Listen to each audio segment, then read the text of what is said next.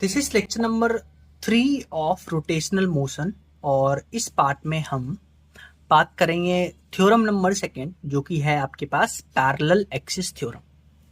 देखिए, parallel axis theorem, ये जो थ्योरम है, this can be applicable to all the object. चाहे ऑब्जेक्ट आपका 2D हो, चाहे 3D हो, ऑल द ऑब्जेक्ट के लिए हम ये पैरेलल एक्सिस थ्योरम लगा सकते हैं। ठीक है, अब इस पैरेलल एक्सिस थ्योरम में क्या इंपॉर्टेंट है वो सीखिए।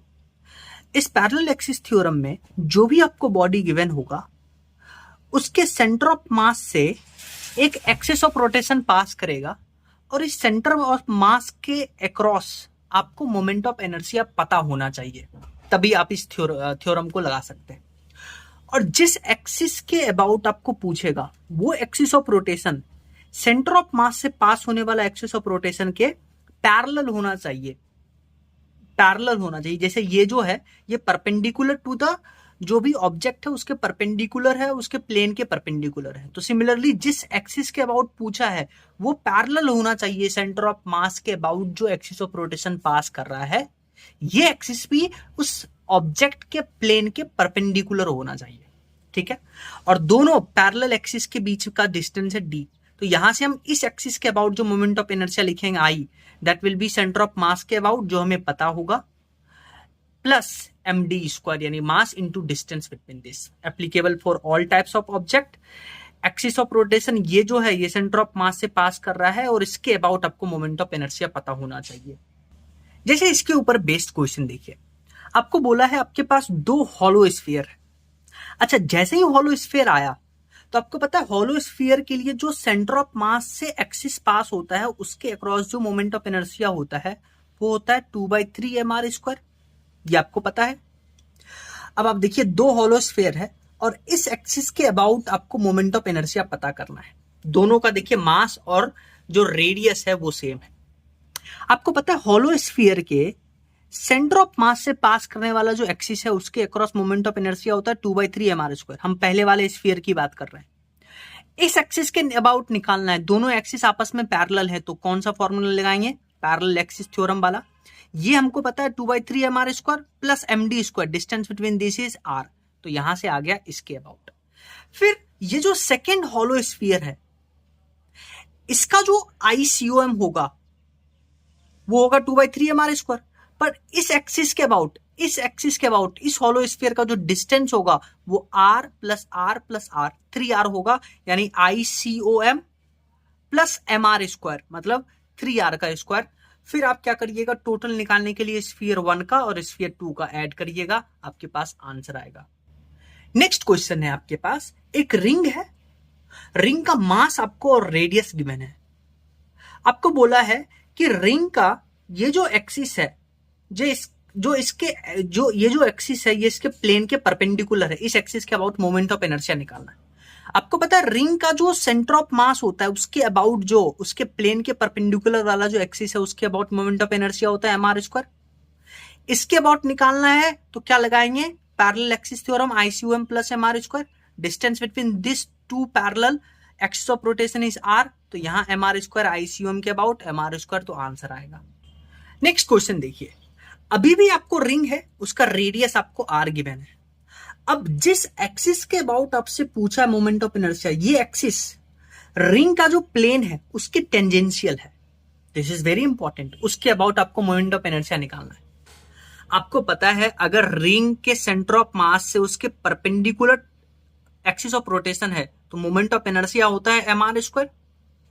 और अगर रिंग के प्लेन में कोई एक्सिस है, रिंग के प्लेन में अगर कोई एक्सिस ऑफ रोटेशन है, तब वहां पे हम क्या लगाते थे? हाँ, परपेंडिकुलर एक्सिस थ्योरम। और इसके अबाउट जो मोमेंट ऑफ इनर्शिया आता था mr स्क्वायर बाई 2, डायमीटर के अक्रॉस।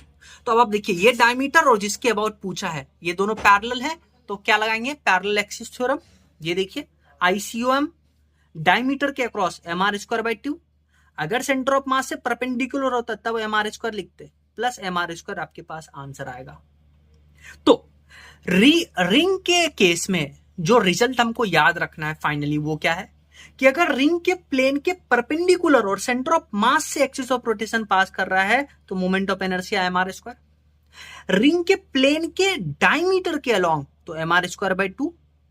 ठीक है, डायमीटर के अलॉन्ग आप ऐसे भी देख सकते हैं, और उसके टेंजेंशियल पूछे प्लेन के अलॉन्ग, तब हम पैरेलल एक्सिस थ्योरम लगाएंगे। नेक्स्ट क्वेश्चन जो है वो लेमिना के ऊपर बेस्ड है। आपको देखिए एक लेमिना गिवन है, उसका लेंथ और ब्रेथ आपको गिवन है, देखिए सेम ही है LL। आपको इस एक्सिस के अबाउट मोमेंट ऑफ इनर्शिया पूछा है। अच्छा, ये एक्सिस कैसा है उसको समझने के लिए आप ऐसे देखिए, ये आपके पास लेमिना है, ठीक है, ये आपके पास लेमिना है, और जो एक्सिस ऑफ रोटेशन है वो ऐसे पास कर रहा है, देख सकते हैं आप। एक्सिस ऑफ रोटेशन कैसा है, ऐसा एक्सिस ऑफ रोटेशन है, ऐसा एक्सिस ऑफ रोटेशन है, इसके अबाउट पूछा है। तो आपको पता है रिंग के सेंटर से, सेंटर ऑफ मास से जो लेमिना उसके परपेंडिकुलर जाता है, उसका मोमेंट ऑफ इनर्शिया होता है ml²/6। कैसे, आइए एक बार रिवाइज करते हैं। देखिए आपने पढ़ा था कि अगर आपके पास एक लेमिना है, उसका लेंथ और ब्रेथ सेम है, उसके सेंटर ऑफ मास से और उस लेमिना के प्लेन के परपेंडिकुलर अगर एक्सिस है तो उसको कैसे निकालते थे। देखिए ये एक्सिस, हम दो एक्सिस और कंसीडर करते थे उसके डायमीटर के अलॉन्ग, उसके प्लेन में, उसके प्लेन के अलॉन्ग, ये एक ये, और इसके अबाउट जो मोमेंट ऑफ इनर्शिया आता था ml²/2, और इसके अबाउट ml²/, फिर परपेंडिकुलर एक्सिस थ्योरम लगाते थे, इस दोनों के अबाउट का एडिशन इज इक्वल टू उसका परपेंडिकुलर वाला, तो आता था ml²/6। याद रखने का क्या है कि लेमिना के प्लेन के परपेंडिकुलर और उसके सेंटर ऑफ मास से पास करने वाला जो एक्सिस ऑफ रोटेशन है, उसके अबाउट मोमेंट ऑफ इनर्शिया होता है ml²/6। सो लेमिना के प्लेन के परपेंडिकुलर सेंटर ऑफ मास से पास करने वाला ml²/6 पता है, उसी के पैरेलल ये भी लेमिना के प्लेन के परपेंडिकुलर है और एक कॉर्नर से पास कर रहा है, इसके अबाउट निकालना है। ये डिस्टेंस LL है, तो यहां से यहां तक का डिस्टेंस L/√2 होगा, क्योंकि पूरा √2L होगा तो आधा L/√2। तो लगाएंगे क्या, पैरेलल एक्सिस थ्योरम, ICU हमें पता है, प्लस mr², लेंथ की जगह पे रखेंगे L/√2 का स्क्वायर, आपके पास आंसर आएगा। नेक्स्ट हम एक कॉन्सेप्ट पढ़ते हैं, वो है कटिंग प्रॉब्लम। हम क्या करते हैं कि एक एक्सटेंडेड ऑब्जेक्ट लिखते हैं, उसमें से छोटा सा पार्ट कट करते हैं, और कट करने के बाद जो बचा हुआ पार्ट है उसके अक्रॉस जो मोमेंट ऑफ इनर्शिया आएगा वो हमें पता करना होता है, ठीक है। उसके लिए हम एक एग्जांपल लेते हैं, इस तरह के क्वेश्चन को सीखने के लिए एक प्रॉब्लम लेते हैं, क्वेश्चन लेते हैं।